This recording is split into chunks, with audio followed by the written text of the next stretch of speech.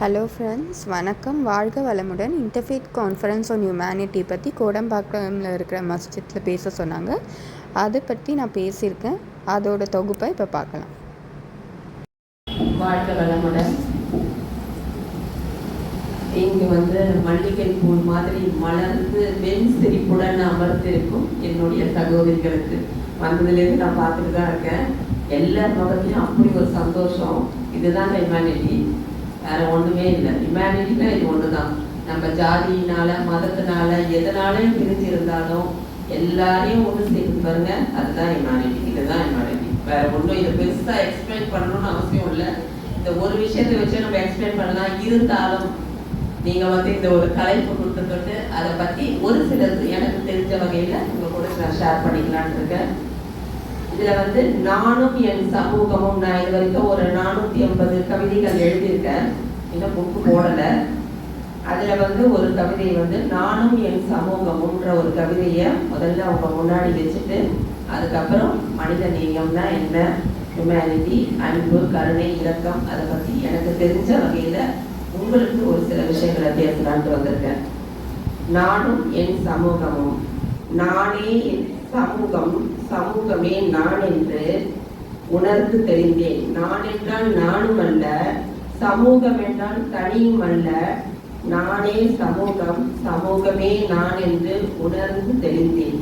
உலகில் உய்ய வந்த 36 வருடங்களில் வாடிய உயிர்களுக்கெல்லாம் உடலளவிலும் மனதளவிலும் வாட்டத்தை போக்கிட என்னால் இயன்றது என்ன என்பதை தெரிந்து பொருளுதவியாய் போதுமானவர்களுக்கும் உடலுதவியால் உள்ளத்தால் ஊனமானவர்களுக்கும் ஊக்கம் கொடுத்து ஆக்கம் எதுவெனவென்று அன்பான நடத்தையில் பண்புடன் பயில வைத்து சுற்றத்தார் சுகம் பெற்றிட. இதுதான் மெயின். நம்ம மட்டும் சுகமா இருக்கக்கூடாது, சுற்றத்தார் சுகம் பெற்றிட தொண்டாற்றி இன்பம் காண்பதே கருத்தொன்றிலும் கனவாய் இயற்றியவைகளை நினைவாய் நித்தியமும் நிலைபெறச் செய்துவதே நான் ஜனித்த ஜகத்தில் எனது பிறப்பின் பயனாய் வாயுள்ள ஜீவன் வாயில்லா ஜீவன் என்ற பாகுபாடின்றி, அதாவது ஹியூமனிட்டினா மனுஷங்களுக்கு மட்டும் இல்லை, வாயில்லா ஜீவனமும் அதில் அடக்கும். இந்த உலகத்தில் உய்ய வந்த எல்லா உயிர்களுக்கும், ஓரறிவு உயிர்கள்லேருந்து 6 அறிவு படித்த உயிர்களுக்கு மட்டும் அடக்கும் இந்த ஹியூமனிட்டி.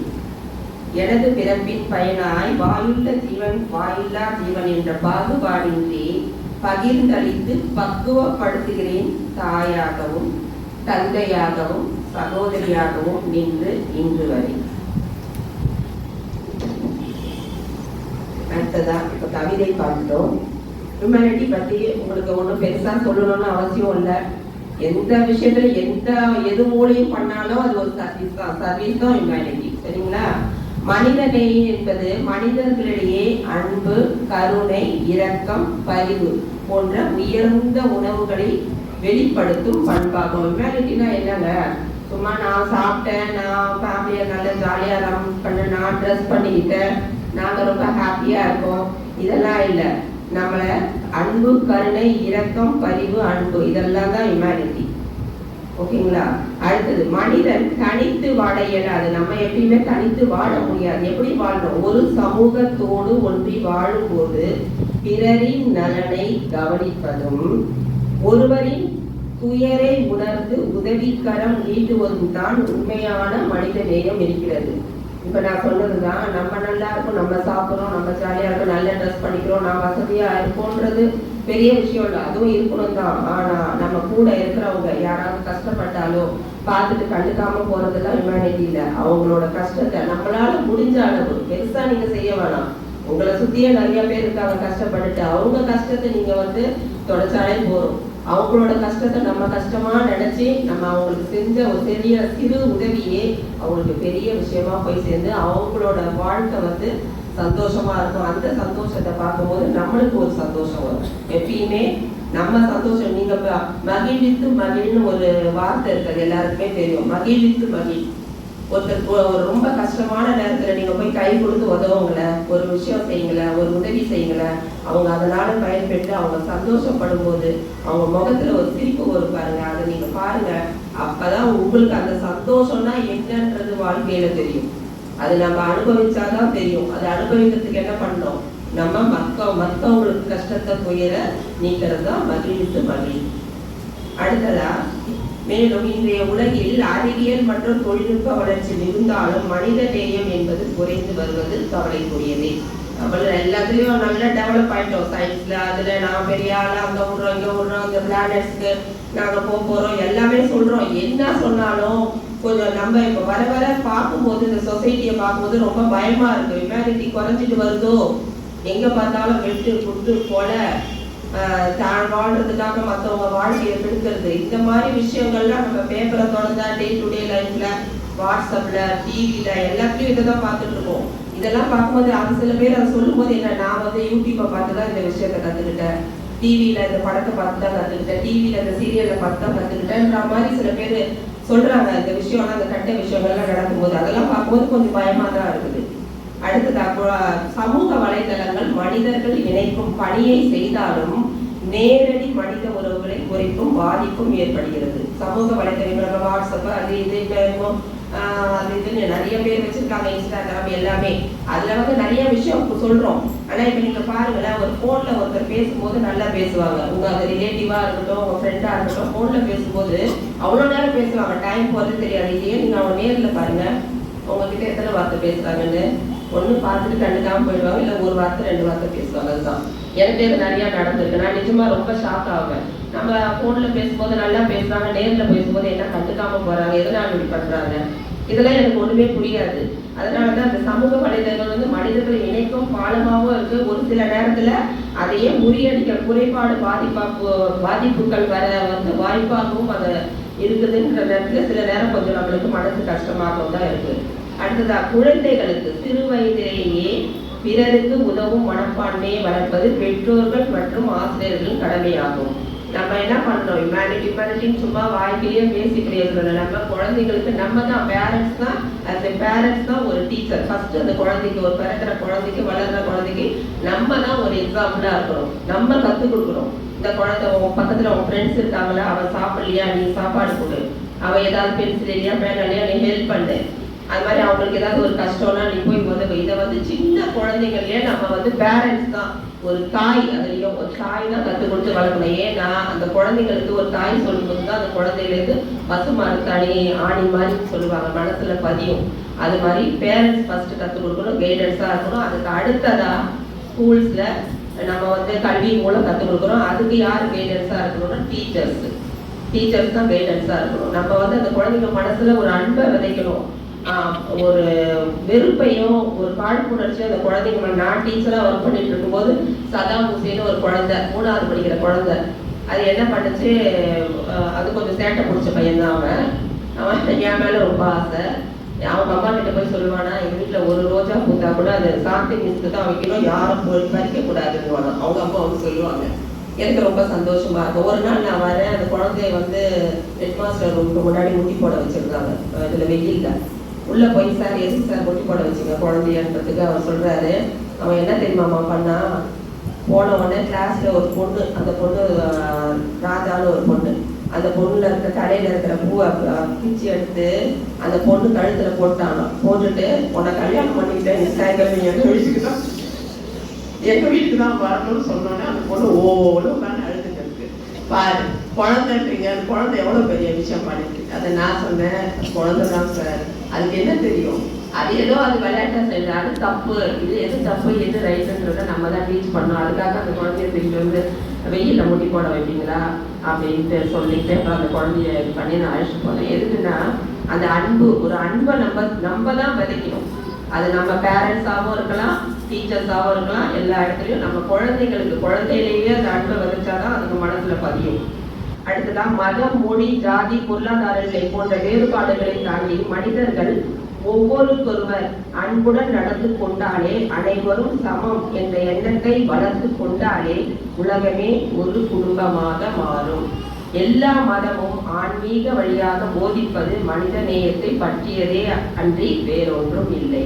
மனித நேயத்தை பற்றி பல குருமார்களும் தலைவர்களும் கூறியதை பற்றி சிறிது காட்டும். அதாவது எந்த கம்யூனிட்டியாக இருக்கட்டும், கிறிஸ்துவ கம்யூனிட்டி, முஸ்லீம் கம்யூனிட்டி, இந்து கம்யூனிட்டி, சிக்கு, நிறைய இருக்கு. எல்லா மதமும் மத குருமார்கள் என்னங்க சொல்றாங்க, நீங்க சுத்தி சுத்தி பாருங்களேன், அன்பும் கருணையும் தான் போதிப்பாங்க. அதுதான் அவங்க போதிப்பாங்க, வேற ஒண்ணுமே இல்லை. அன்பா இருமா, எல்லாருக்கிட்டையும் அன்பா பழகு, இதை தான் போதிப்பாங்க. நம்ம அதெல்லாம் படிக்க மாட்டோம். நம்ம போயிட்டு கோயிலில் போயிட்டு நம்ம எல்லாம் பண்ணிட்டு வந்துட்டோம், கடவுளுக்கு பண்ணிட்டு வந்துட்டோம்னா நம்ம கடவுள் நம்மளுக்கு காட்சி கொடுத்து நம்மளுக்கு ஆசீர்வாதம் பண்ணுறோம் நம்ம நினச்சிட்டு இருப்போம். அதெல்லாம் இல்லைங்க. எல்லா கடவுள் அந்த மதமார்கள் குருமார்கள் போதிப்பது எல்லாமே அன்பும் கருணையும், மற்றவங்க விடத்துல அன்பா இருக்கணுன்ற அந்த ஒரே விஷயம்தான். அந்த வகையில ஒரு சில பேர், நான் நிறைய பேர் எவ்வளோ சொல்லியிருக்காங்க, ஒரு சில பேர் சொன்னதை எக்ஸாம்பிளோட உங்ககிட்ட சொல்லலாம்னு இருக்கேன். வேதாத்திரி மகரிஷி, மனவளக்கலை யோகாவின் தந்தை வேதாத்திரி மகரிஷி. அவர் ஒரு மனிதனது சிந்தனை, சொல், செயல் என்பது முக்கியம் பெறுகிறது. ஒரு மனுஷனுக்கு எது வேணும்னா சிந்தனை, சொல், செயல். நம்ம சிந்தனை நல்ல சிந்தனையா இருந்தாதான் நம்ம வாயில வர சொல்லு நல்ல சொல்லா இருக்குது. அது செயல் எப்படி, நம்ம சிந்தனை வந்தாதான் சொல்லாகுது, சொல்லுதான் செயலாகுது. அப்ப அந்த செயல் நம்மளுக்கு பரிபூரணமா நல்லா இருக்கு. அதனால நம்ம ஒரு மனுஷனும் சிந்தனை, சொல், செயலை நம்ம முதல்ல தூய்மைப்படுத்திக்கணும். அடுத்ததா, எவர் ஒருவர் நல்லதையே நினைத்து நல்லதையே பேசி நல்லதையே செய்வாராக இருக்கிறாரோ அவரே மனித நேயம் உள்ளவராக மாறுவர். நான் சும்மா ஊருக்கு உபதேசம் பண்ணுவேன், ஆனா உள்ளுக்குள்ள எல்லா விஷயமும் என்னென்ன புதற்க விஷயமோ எல்லாமே பண்ணுவேன்றது பிரயோஜனம் இல்லை. நல்லதே நீ நினைக்கும் போது உன்னோட செயல்கள் எல்லாம் நல்லதா மாறும். சரிங்களா? இதுதான் ஒரு நல்ல மனிதநேயம் உள்ள மனிதனுக்கு உண்டான அடையாளம். மனிதநேயம் வெளிப்படையான உதவிக்கு மட்டுமன்று உள்ளார்ந்து மனநிலையிலும் இருக்க வேண்டும். இந்த எண்ணமே அவனின் அகங்காரம் குறைந்து பிறருக்கு உதவும் மனப்பான்மையை அளிக்கும். நம்ம சும்மா வெளியில போயிட்டு நானும் சோசியல் சர்வீஸ் பண்றேன், போட்டோக்கு போஸ்ட் கொடுக்குறேன், வீடியோக்கு போஸ்ட் கொடுக்குறேன், போய் உதவி செஞ்சுட்டு பின்னாடி அவங்ககிட்ட உதவி செஞ்சு அவங்ககிட்டே போய் அடிச்சு பிடிக்கிட்டு வர்றதுலாம் மனிதநேயம் இல்லை.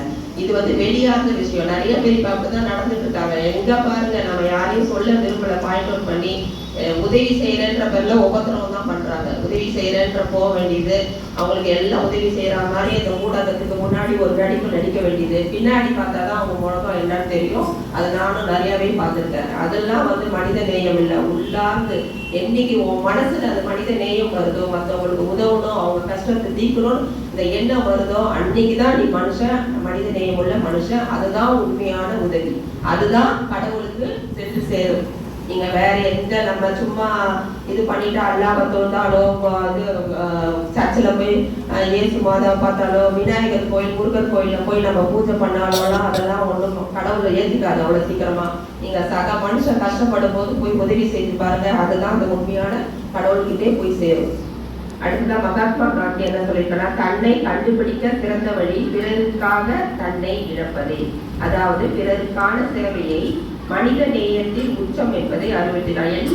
எல்லாமே நீங்க சொல்றது பாருங்க, அதுதான் தன்னை நீ உன்னை கண்டுபிடிக்கணும்னா நீ மற்றவங்களுக்கு உன்னால முடிஞ்ச கான்ட்ரிபியூஷன் பண்ணு, உதவி செய்யி. நீங்க எல்லாத்தையும் கொடுக்கணும்னு அவசியம் இல்லை. உங்ககிட்ட இருக்கிற ஒரு 10 இருந்தா அதுல ஒரு 4 கொடு, இல்ல ஒரு 2 கொடு, அது போதும். அடுத்ததா மதர் தெரசா, நாம் எல்லோருக்கும் பெரிய செயல்களை செய்ய முடியாது, ஆனால் சிறிய செயல்களை பெரிய அன்புடன் செய்ய முடியும். மதர் தெரசா எங்க இருந்து வந்தவங்க, எப்படி இருந்தவங்க, அவங்களோட ஹிஸ்டரி எல்லாருக்குமே தெரியும். அவங்க என்ன பண்ணாங்க, தொழுநோய் இருக்கிறவங்களுக்கு கூட அன்பா முகம் சுளிக்காத அன்போட அவ்வளோ பேருக்கு அவ்வளோ சர்வீஸ் பண்ணாங்க. அது மாதிரி நீ பெருசா ஐயோ அவங்க 10,000 டொனேஷன் கொடுத்துட்டாங்களே, நம்ம கிட்ட இருக்கிறது ஒரு 50 ரூபா 100 ரூபாய் இருக்கு, இதை எடுத்து போய் நம்ம டொனேஷன் கொடுத்தா நம்மளுக்கு அசிங்கமாயிடும் போது யாராவது எல்லாம் நினைச்சிக்க போறாங்கலாம் நினைக்காதீங்க. அது நீங்க அவன் 10,000 கொடுத்துட்டு அவங்க என்ன பண்ணுவான்றது பின்னாடி தெரியும். நீ உங்ககிட்ட இருக்கிற 10 ரூபாய் அன்போடு அவங்க கிட்ட போய் கொடுங்க. அதுதான் பெரிய மனிதநேயம், பெரிய உதவி. அடுத்ததா டாக்டர் ஏபிஜே அப்துல் கலாம், மனித வாழ்க்கையின் உண்மையான அர்த்தமே பிறருக்கு உதவுவதில் தான் இருக்கிறது. நம்ம மனுஷனா பிறந்துட்டோம், இந்த பூமியில வந்துட்டோம், நம்ம வந்தோம், வாழ்ந்தோம், நல்லா சாப்பிட்டோம், ஜாலியா இருந்தோம், போறோன்றதுக்கு நம்ம மனுஷன் பெருகின்றோம். இப்ப இருக்கிற நம்ம ஓரறிவு ஜீவன்ல இருந்து இன்னைக்கு 6 அறிவு ஜீவனா பரிணாம வளர்ச்சி பெற்றிருக்கோம். எப்படி பரிணாம வளர்ச்சி பெற்றிருக்கோம்? நம்மளோட கர்மாஸ், ஒரு கர்மாஸ் நம்மளுக்கு கழிய நம்ம நல்லது செய்ய அந்த ஓரறிவு ஜீவன்ல இருந்து படிப்படியா முன்னேறி இன்னைக்கு 6 அறிவு ஜீவன். மனிதன்றது ஒரு உத்தமமான பிறவி. ஏன்னா மனுஷனுக்கு தான் 6வது அறிவு இருக்கு, பகுத்தறிந்து பார்க்குற ஒரு விஷயம் இருக்கு. இது விலங்குக்கோ மீதி எந்த அறிவுக்கோ இல்லை. அப்ப நம்ம மனுஷனா பிறந்துட்டு என்ன பண்ணணும், நம்ம இந்த விஷயம் நல்ல விஷயங்கள்லாம் வளர்ந்துட்டு இன்னும் அடுத்த பிறவி இதை விட நல்லா இருக்கணும், இல்லை எனக்கு பிறவான்னு இல்லை அந்த குருமார்களோட நான் சேர்ந்து இருக்கணும் அப்படின்னா நல்லது செஞ்சாதான் முடியும். நான் மனுஷனா பிறந்துட்டு நான் கொல்லுவேன், கொலை பண்ணுவேன், குடும்பத்தை கெடுப்பேன், எல்லா அட்டூழியமும் பண்ணுவேன் அப்படின்னா அது மனுஷனா பிறந்து நோ யூஸ். அதுக்கு நம்ம அந்த உலகத்துக்கு வரல. அதனால அதெல்லாம் நம்ம அனலைஸ் பண்ணி பார்க்கணும். அடுத்ததான் திருவள்ளுவர் ஒரு திருக்குறள்ல சொல்லியிருக்காரு, அன்பிலார் எல்லாம் தமக்குரியர், அன்புடையார் என்னும் உரியர் பிறருக்கு. அன்பிலார், அன்பே இல்லாதவங்க என்ன பண்ணுவாங்க, பார்த்ததெல்லாம் எல்லாம் இதெல்லாம் எடுத்து இது எடுத்து அப்படின்னு தான் ஆசைப்படுவாங்களாம், பேராசை. இதே ஒரு அன்பு உடையவங்க என்ன பண்ணுவாங்களாச்சு, அவங்க கஷ்டப்படுறாங்க, அவங்களுக்கு நம்மளால முடிஞ்ச ஒரு விஷயம், இது நம்ம கிட்ட இருக்க விஷயத்தை அவங்க கிட்ட கொஞ்சம் கொடுப்போம், அவங்களோட கஷ்டம் தீரும் அப்படின்னு நினைப்பாங்க. இதுதான் அன்புடையவருக்கும் அன்பிலாருக்கும் உள்ள விகிதாச்சாரம்னு திருவள்ளுவர் சொல்லியிருக்காரு. அடுத்ததா சுப்பிரமணிய பாரதியார் ஜாதி மத வேறுபாடுகளை தாண்டி மனித நேயம் வளர வேண்டும் என்கிறார். எல்லாமே சொல்றது அதுதாங்க. எல்லாம் வேற வேற ஸ்டைல வேற வேற இதுல தான் சொல்லியிருக்காங்க வழிய. மற்றபடி எல்லாம் நபி முகமது அவர் என்ன சொல்லியிருக்கார், பிறரின் நலனை விரும்புவதே மனித நேயத்தின் மைய கருத்து என்கிறார். நீ மற்றவங்களோட நானும் நல்லா இருக்கேன், அவங்களும் நல்லா இருக்கணும், அவங்க கஷ்டப்படக்கூடாது, அந்த மாதிரி மனசு உன்னோட எண்ணத்துல வந்தாதான் அதுதான் உன் மனசோட மைய கருத்து. அன்னைக்குதான் நீ மனித நேயத்தோட வாழ்றது நபி முகமதோட அசைக்க முடியாத கருத்து. அடுத்ததா உமர் இப்னு அல் கத்தாப் அப்படின்னு ஒரு அரசர் வாழ்ந்தார். அவர் என்ன சொல்லியிருக்காருன்னா, என் நாட்டில் மனிதர்கள் மட்டுமல்ல ஒரு வாயில்லா ஜீவன் கூட பசியோடு இறந்தால் அதற்கு பொறுப்பு என்னுடையது என்ற எண்ணத்துடன் ஆட்சி செய்து வந்தார். அப்படின்னா பாருங்க, அவங்களாம் எவ்வளவு சூப்பரா ஆட்சி பண்ணியிருக்காங்கன்னு பாருங்க, எவ்வளவு ஒரு மனித நேயத்தோட ஆட்சி பண்ணியிருக்காங்க. மனுஷன் மட்டும் இல்ல, வாயில்லா ஜீவன் எந்த உயிர் வாழ்னாலும் கஷ்டப்பட்டாலும் அதோட பொறுப்பு என் பொறுப்பு அப்படின்னு சொல்லி அவங்களாம் அந்த காலத்துல அப்படிலாம் மனித நேயத்தோட வாழ்ந்த அரசர்கள் அவ்வளவு பேர் இருந்தாங்க. அடுத்த ஜீசஸ் கிரைஸ்ட் அவர் தனது போதனைகளில் உன் அயலானை உன்னை போல் நேசி என்று சொல்லி எல்லோரிடமும் அன்பாக நடக்க வேண்டும் என்று வலியுறுத்துகிறார். என்ன பண்ற, உன் அயலானையும், அயலான நம்ம ஃபேமிலியில அம்மா அப்பா அத்தை சித்தி சித்தப்பா அவங்க இல்ல, அயலான்னா நம்மளுக்கு ரத்த உறவே இல்லாத மற்றவங்களையும் நம்ம ரத்த உறவா நினைச்சு நேசி, அதுதான் உண்மையான அன்பு அப்படின்னு ஜீசஸ் கிரைஸ்ட் சொல்லியிருக்காரு. இது மாதிரி மேலும் கம்பராமாயணம், மகாபாரதம், இது மாதிரி நிறைய இதிகாசங்கள் இருக்குது. நம்ம குரான் எல்லாத்துலேயுமே, பைபிள் எல்லாத்துலேயுமே சொல்றது என்னங்க, மனித நேயம் தான். நீங்க சுத்தி வந்தாலும் மனித நேயம் தான். இதை பத்தி பெருசா ஒன்று சொல்லணும்னு இருக்கு, அது நம்மளுக்கே தெரியும், மனசுக்கு தெரியும், நம்ம விதைக்கிறோம். இப்ப விதைச்ச அந்த குழந்தைங்களுக்கு நம்ம விதைக்கிறது நம்மளோட கடமை. பூ பறித்து புத்தனுக்கு போட்டீர்கள், பொங்கல் வைத்து பிள்ளையாருக்கு படைத்தீர்கள், 5 முறை அல்லாவை தொழுதீர்கள், மெழுகுவர்த்தியில் மாதாவை நினைத்தீர்கள், ஆனால் மனிதத்தை மதித்தீர்களா? சொல்லுங்க, மனிதத்தை மதித்தீர்களா? அதுதான், மதிப்பீர்களா? இனி மதிப்பீர்களா அப்படின்னு நான் இந்த கேள்வியை உங்ககிட்டே கேட்டுக்கிறேன். அடுத்தா, மனிதநேயம் இல்லாத மனிதன் மனிதனாக முழுமை பெற முடியாது என்று கூறிக்கொண்டும், யாரென்றே அறியாத ஒருவர் அழும்போது, நல்லா தெரிஞ்சுக்கோங்க, யாரென்றே அறியாத ஒருவர் அழும்போது காரணமே இல்லாமல் நம் கண்களும் கசியுமானால் அதுதான் மனிதநேயம். சரிங்களா? நம்ம ஒருத்தர் யாரோ அழுகுறாங்க, டிவி சினிமா பார்க்குறோம், சில பேர் அப்படியே தேடி அழுதுட்டு இருப்பாங்க. அதெல்லாம் நம்ம பைத்தியம் மாதிரி அழுதுட்டு இருக்கு அப்படின்லாம் நினைக்காதீங்க. உண்மையிலேயே அவங்க மனசுல அவ்வளோ அன்பு இருக்கு. மனிதநேயம் உள்ள மனிதன். சரிங்களா? யாரோ ஒருத்தர் அழும்போது அதை மற்றவங்களோட கஷ்டமா நினைக்காத தன் கஷ்டமா நினைச்ச தொண்டுதான் அவங்க கண்ணுல தண்ணி வருது, இல்லைன்னா வராது. அதுதான், கண்ணுக்கு தெரிந்த மனிதனை மதிக்காமல் கண்ணுக்கு தெரியாத கடவுளை மதித்து பயனில்லை என்று கூறிக்கொண்டும், நம்மளை சுத்தி எவ்வளவு பேர் இருக்காங்க, எவ்வளவு பேர் கஷ்டப்படுறாங்க, சாப்பாட்டுக்கு ட்ரெஸ் இல்லாம, துணிமணி இல்லாம, இடம் இல்லாம எவ்வளவு பேர் சஃபர் பண்றாங்க. நம்மளாம் இன்னைக்கு இந்த நல்ல நிலையில இருக்கணும், அதுக்கு நிஜமாவே கடவுளுக்கு நம்ம நன்றி சொல்லணும். சரிங்களா?